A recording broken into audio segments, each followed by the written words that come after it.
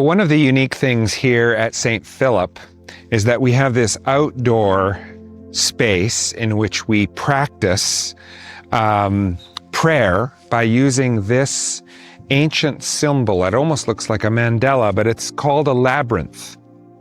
And it was made famous, of course, at Chartres in France, but many churches have built their own labyrinths, and it allows people to meander through a maze-like pathway in which they pray or reflect or meditate.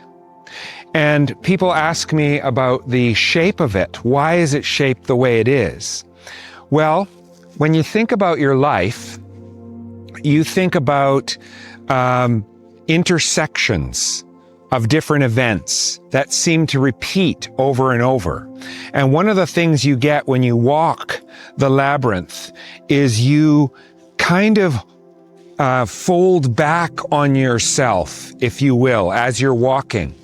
And you're able to see what has just happened, but from a slightly different perspective. And so, of course, the goal is to make it to the center. But to get to that center, you have to pass the same spots multiple times.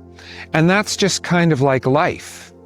And to be able to reflect on that as you're doing it over the course of 10, 15 minutes, however long you take to wander it, is to kind of just become more aware of how life happens and how it is that as we experience the different things in life, we will be able to maybe process them in conversation with God, however we do that. And it also is meant to reflect on the ancient story that Christians have and Jews have in their scriptures of the Israelites who wandered, it is said, for 40 years in the wilderness.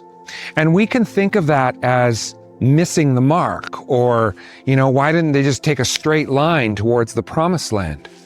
Well, the prophets reflected on this after the fact, and they said that actually it was in the wilderness, the circuitous wanderings back and forth, sometimes folding back on themselves, going back the way they had come, saying the same kinds of complaints, learning the same kinds of lessons over and over, that Israel came to a kind of maturity and was ready for the next step of its national existence. There's so much that we could talk about here with the Labyrinth, but one of the things that people love in this wider community is just to come down here and use it. Children are playing on it, parishioners and neighbors come down and use this space to pray, to meditate. Even the preschool that uses our property does so as well. So it's a great spot, beautiful spot to practice, use one practice in the spiritual life.